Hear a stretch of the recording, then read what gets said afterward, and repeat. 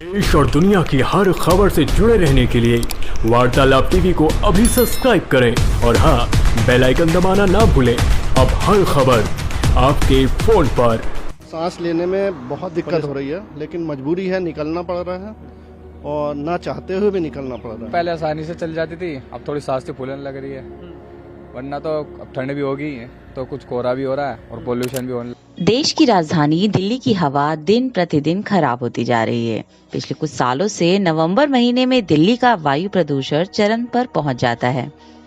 इस साल तो नवंबर महीने में दिल्ली की हवा इतनी जहरीली हो गई कि देश की सर्वोच्च न्यायालय को इस समस्या में दखल देना पड़ गया और दिल्ली में पब्लिक हेल्थ इमरजेंसी लगानी पड़ी।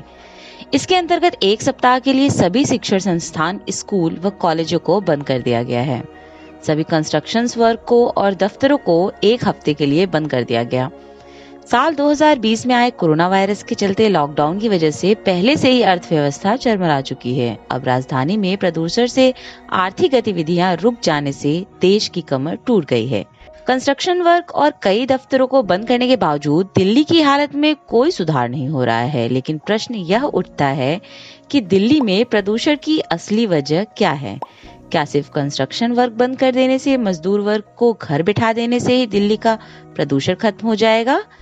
अब आपको इसका उत्तर देते हुए कुछ आंकड़ों पर नजर डालें तो दिल्ली की प्रदूषण के सबसे बड़े कारणों में वाहनों से निकलने वाला धुआं सबसे बड़ा है।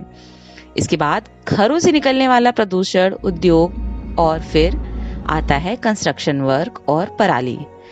पराली को यहाँ इसलिए ऐड किया गया है क्योंकि दिल्ली सरकार प्रदूषण का मुख्य कारण पराली को जलाया जाना मानती है। अब आपको बताते हैं कि पराली क्या है। पराली धान और गेहूं की फसलों की कटाई के बाद निकला अवशेष होता है, जो कि मशीनों से कटाई करने पर यह अवशेष ज्यादा निकलते हैं और इससे छुटकारा पाने के लिए किसान इसे जलाकर खेत में अपनी फसल के लिए खाली कर लेते हैं। पराली जलाने का आरोप दिल्ली सरकार पंजाब और हरियाणा के किसानों पर डालती है।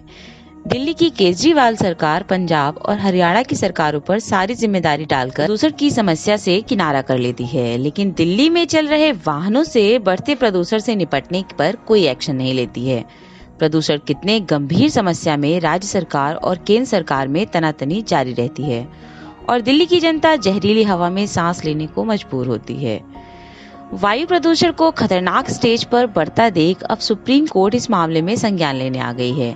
सुप्रीम कोर्ट ने केंद्र सरकार और प्रदेश के दिल्ली सरकार को चेतावनी देते हुए दिल्ली के हालत को सुधारने पर कोई ठोस उपाय करने को कहा है। सुप्रीम कोर्ट की सख्ती के बाद भी राजनीति थमने का नाम नहीं ले रही है। सुप्रीम कोर्ट के एक्शन के बाद पंजाब, हरियाणा की सरकारें अपने राज्य में पराली जलाने की रोकथाम के लिए हरकत में आ गई है, तो वहीं दिल्ली सरकार के कंस्ट्रक्शन वर्क, स्कूल बंद कर देने का उपाय कोई खास प्रभाव नहीं डाल रहा है, बल्कि केजरीवाल सरकार अभी भी जहरीली हवा से निपटने के लिए कोई उचित कार्य नहीं कर रही है, बल्कि दिल्ली से 9-2-11 हो गई है। दिल्ली के सीएम अरविंद केजरीवाल दिल्ली को प्रदूषित छोड़कर गोवा में 2 दिवसीय राजनीतिक दौरा में बिजी हैं, तो वहीं डिप्टी सीएम मनीष सिसोदिया भी उत्तराखंड दौरे पर जा रहे हैं। दिल्ली सरकार चुनावी दौरों में व्यस्त है और दिल्ली की जनता दम घोटू माहौल से त्रस्त है।